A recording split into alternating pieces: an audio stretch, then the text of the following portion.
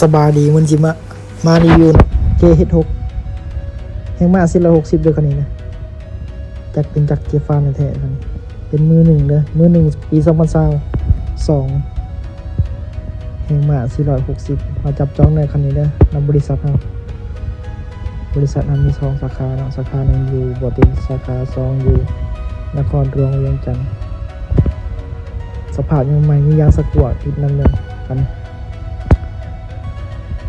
ปี2002คันนี้รวมภาษีมาจากจีนนะของดี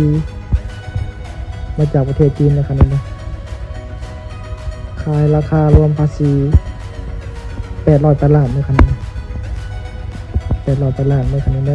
ยมาจับจองในคันนี้สภาพงามเลยสนใจทักวันที่เบอร์02098970619ขอบใจรถดีมีคุณภาพเป็นเกียร์ธรรมดา